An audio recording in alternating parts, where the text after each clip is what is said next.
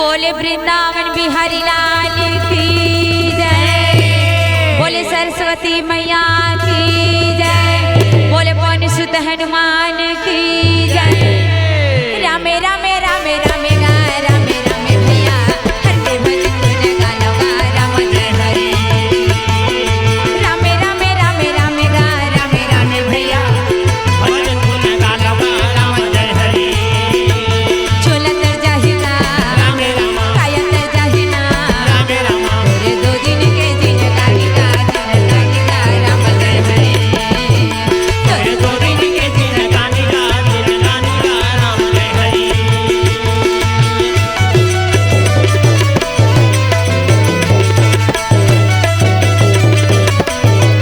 तेरे दो दिन के दिन गानी गा राम जय हरे। तेरे दो दिन के दिन गानी गा राम जय हरे। रागी भैया वीर अभिमन्यु रथ घोड़ा में सवार होके अग्नि नदिया में पहुंच गए। पहुंच गए। अग्नि नदिया में पहुंचे के बाद वीर अभिमन्यु विचार करत थे हो कहीं अग्नि नदिया में पार कैसे होगा। कैसे हुआ तब वीर अभिमन्यु अपन मामा श्री कृष्ण कन्हैया के सुमरन करत सुमरन करे। कहा थे मामा ये अग्नि नदिया ले मोला पार होना है मामा। जय हो ये अग्नि नदिया ले पार कैसे हुआ। भगवान श्री कृष्ण कन्हैया आकाशवाणी कर दी कहा दे भाचा हो ए अग्नि नदिया ले 10 घायाबे 10 घायाबे अच्छा तब बोले तोला एक कण खड़ोच नहीं नहीं आवे। ये मोर आशीर्वाद है भाई। जय हो जय हो। तब वीर अभिमन्यु भैया भगवान श्री कृष्ण कन्हैया के सुमरन करत करा ये देवा ही समाये मा जावन लागे भाई। जय हो ये देवा ही समाये मा जावन लागे भाई। ये देवा ही समाये मा जावेगा मोर भाई। ये देवा ही माना जावेगा मोर भाई। ये देवा ही समाये मा जावेगा मोर भाई। अग्नि नदिया ले पार हो जथे रागी। अरे अग्नि नदिया ले पार होई छ ना त जे नामा के रूप के नीचे भीम बैठे रहे अच्छा उई में अभिमन्यु घला जाके जय हो। अब ये पनिहारी मन के तो निस प्रतिदिन वही काम रहे रागी अहो। राजा के घर में पानी भरना ठीक तीनों पनिहारी मन फिर आवत रहे हो जी। त एक जन पनिहारी टपले अभिमन्यु देख दरी देख डरी अब देख के कथी ये दीदी ये दीदी ये दीदी एक जन कथे कहाँ हो गए वो दिन सही ओ आमा पेड़ के नीचे फिर कौन बैठे है। बैठे हैं। एक जन कथे नहीं रे वो दिन के यहाँ मोट रही से हट्टा कट्टा हो अब अभी के पतला दुबला सिंपल में सिंपल है। सिंपल में है बहनी लेकिन बती अति सुंदर दिखत सुंदर है। अति सुंदर दिखत है। तीनों पनिहारी ला भी मन्नू बुलाई हो बुला के पूछा थे कहाँ रही था अग्निगढ़ में रही था हो भाई। क्या काम कर था राजा के घर में पानी भर था। अभिमन्यु कहा थे दीदी यहाँ कोई हट्टा कट्टा पोर तगड़ा मनखे आवत देखे है का। जय हो एक जन कहते हाँ भैया आए रही सब हमार गांव के राजा चाय का मिला दी चोला दे दी हो भाई। आ जाके वो सूखा कुआ में वाह वाह वाह वाह। एक जन पनिहारी कहते कोला कहते वो कोला कहते एक जन उन्हीं का दे पेट्रोल हाला आरिस तेला उला तो कहाँ थे वे हो अभिमन्यु कहा थे दीदी ये 3 फर के माला ला ले लेवा अब कौन मेर कुआं फेंके दी मेर मोल जाके बता बता देवा। ता लालच का नहीं करी भैया हो लालच के मारे तीनों पनिहारी जाके बता थी अभिमन्यु ला कही वही दे उही कुआं में फेंके है ओला उही सूखा कुआं में फेंके हवा। देखी जी अभिमन्यु रागी हो हाथ बड़ैला बांध के फेंके रहे हो यहाँ हट्टा कट्टा मन के लकड़ी बरोबर सुखा गए आगे रहे। धकार धकार धकार धकार करत रहे। जाके अभिमन्यु देख के कथे बड़े बाबा अरे दादा नेवता ही कारी चलत है गो चले धका धक हाँ? भीमसेन देख के कहत थे ते का बारे आगे बेटा बेटा ते का बारे आगे अभिमन्यु मैं एक काल के जगह में फंसे हम और लाल ते कहाँ आगे बेटा ते कहाँ आगे अभिमन्यु जय हो का करे भैया वीर अभिमन्यु बड़े जा रस्सा नाने रस्सा रस्सा लौही कुआं में डाले है जैसे हमन कुआं में बाल्टी डाल के पानी तीर्थन रागी वैसने अभिमन्यु रस्सी कुआं में डाल दी भीमसेन वो रस्सी ला धरे हवे अब अभिमन्यु हा कि ये दे रस्सी ला ये दे लागे भाई ये देवांगी समय लागे भाई ये दे अभिमन्यु भैया और अभिमन्यु भैया वहाँ तीरा न लागे भाई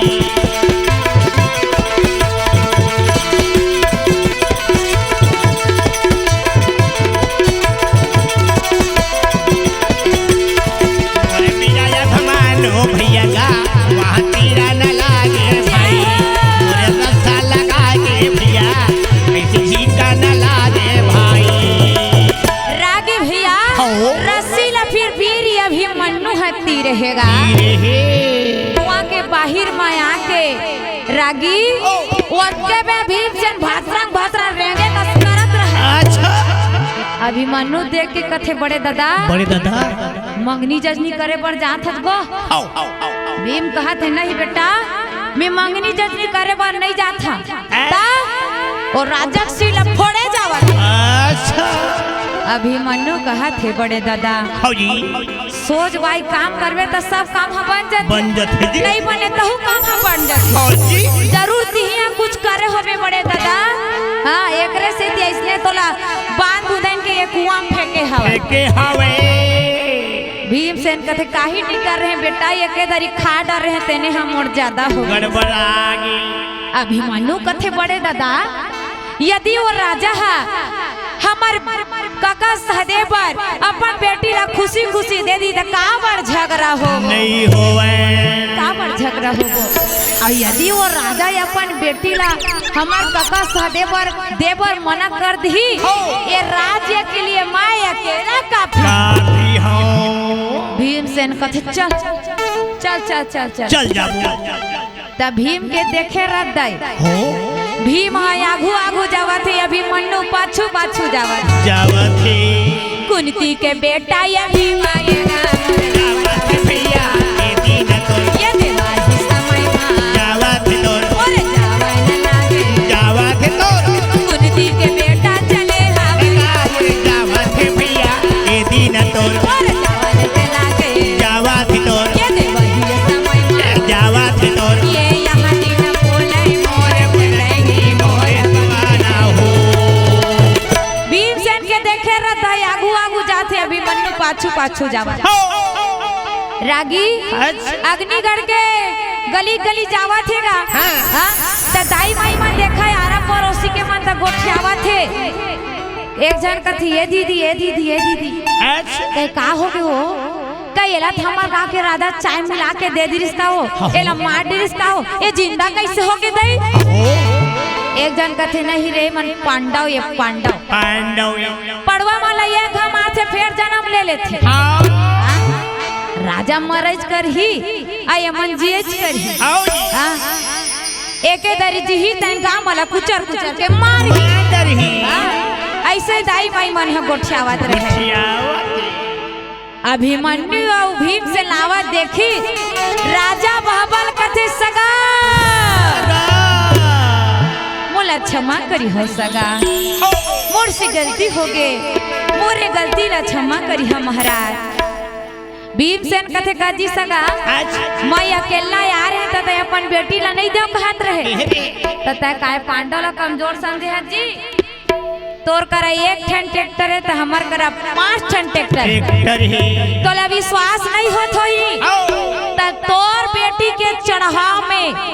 त जे चीज मंगाना चाहत मंगा ले राजा बहबल कथे सही 99 महाराज पक्का जेन चीज मंगाहू मोर बेटी के चढ़ा में हुई चीज 99 आओ भाई भीमसेन कथे मंगा के तो दे बोल के देख पांडव कुल के लइका ते जेन चीज मंगावे मैं वो चीज जरूर नानी जय हो राजा बहबल कहते सगा हाँ, कहे मोर बेटी के चढ़ा में 3 चीज नानी वाह वाह एक तो नानवे सोना कली दूसरैया चांदी कली और तीसरैया हीरा कली हीरा गली ये तीनों कली मोर बेटी के चढ़ा में नानवे आवे बारात धर के हर्रा लगने फिटपुरी आवे तो सीधा विदा सुंदर भीमसेन भैया अपन भाई सहदेव के मंगनी जचनी लग करके और राजा करा ले विदा मांग के वीर अभिमन्यु भीमसेन अग्नि नंदिया में पहुंच गए अग्नि नंदिया में पहुंची तब भीमसेन जैसने आ रहे तो इसने गिच कूदा और अभिमन्यु भगवान के भांचे तब भगवान के सुमरन करत करत पहुंचे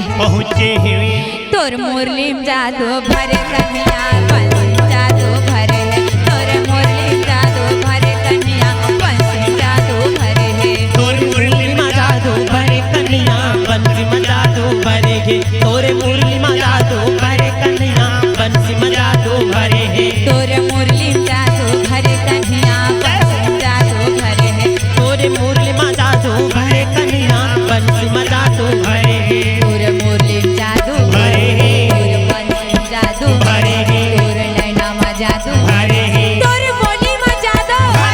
तोर रेंगना मा जादू भरे है बंसी जादू भरे तोर मुरली मा जादू भरे कन्हैया बंसी मा जादू भरे तोरे नैना मा जादू भरे कन्हैया बंसी मा जादू भरे रागी भैया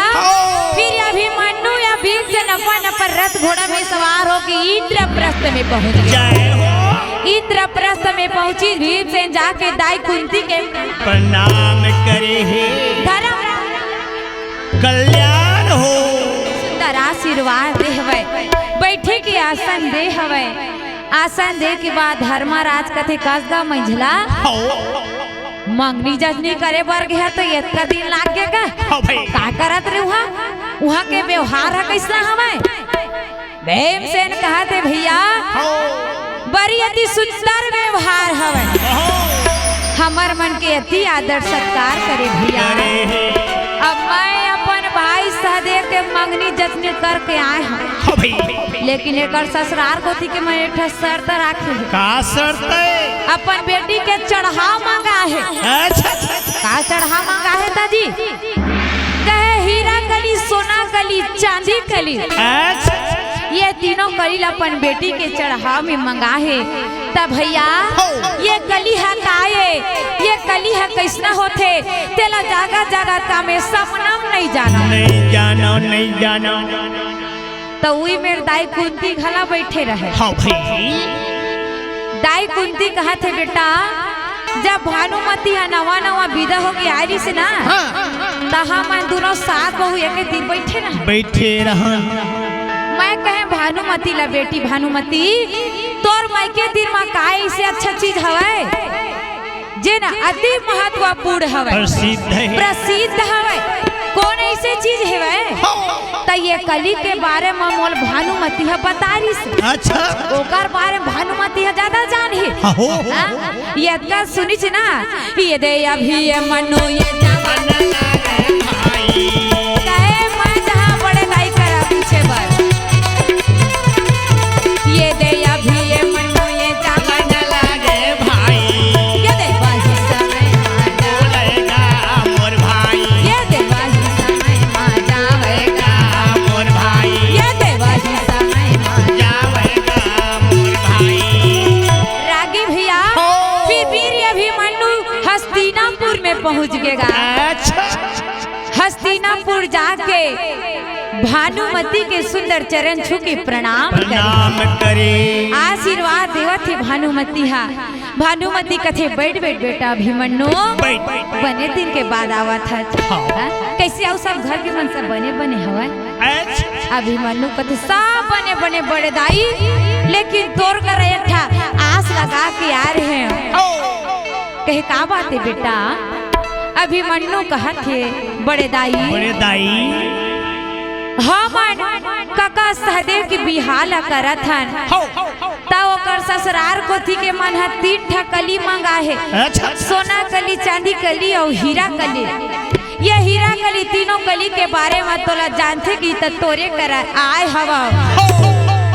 तय मोला बता देते दाई कि ये तीनों कली हर कहाँ मिली? भानुमती मोरे बोला थे ये दे बोला थे का वही समय में बोलेगा राम जय हरि। भानुमती हरे बोला थे ये दे बोला थे का अभी ये मनुला बोलेगा राम जय हरि। मोरे बोला थे ना वही समय में बोलेगा राम जय हरि।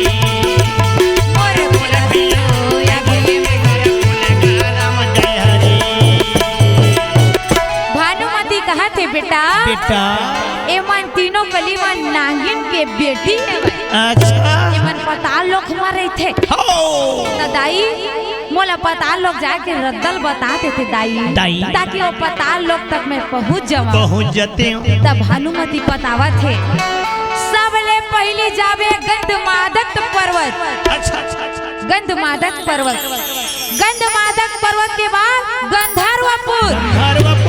जी हाँ ले मोर सास गंधारी आहवे। अच्छा गंधर्वपुर ले जाबे भंवरपुर। अब भंवरपुर के बाद मोर मई के भानसुर। अब भानसुर के बीचों बीच एक नंदिया पर ही नदिया के वो पर पताल लोखे ये पार भानसुने जाके रदल भैया भानुमती बता दी सुंदर बेटा मांग के अभिमन्यु हा इंद्रप्रस्थ में आ गए। इंद्रप्रस्थ में आई कोनो ला काहे नहीं बताई। रथ घोड़ा निकाल के और रथ घोड़ा में सवार होके अभी ये मन्नु जवन लागे वही समय माया जगा जियारा मेरा माँ तोला का कही के समय थावेगा जियारा मेरा माँ तोला का कही के समय थावेगा जियारा मेरा माँ वही समय माँ जवन लागे अभी ये मन्नु याद जगा जियारा मेरा माँ तोला का कही के समय थावेगा जियारा मेरा माँ तोला का कही के समय थावेगा जियारा मेरा माँ। पताल लोग के रद्दा लधरे है जैसे जैसे भानुमती बता है भैया सबले पहली गंधमादक पर्वत में पहुँचे हवे। अब गंधमादक पर्वत के पहुँचे के बाद अभिमन्यु गंधर्वपुर में पहुँच गए। गंधर्वपुर ले भंवरपुर में पहुँच गए। तब भंवरपुर के बाद आगे कहाँ भानसुने भंवरपुर भानसुन के बीचों बीच कटाकट जंगल रहे। आधा बीच में जाके घोड़ा या चल हो गए। रात दिन चलाइए घोड़ा या चल हो गए। जैसे तुम्हारा रात दिन चला था मोटरसाइकिल तो इंजन गरम हो जाता वैसने घोड़ा या चल हो गए। अभिमन्यु रथ घोड़ा लुही में ढील दी और ढील के फिर वही जंगल रेंगत हुआ ही समय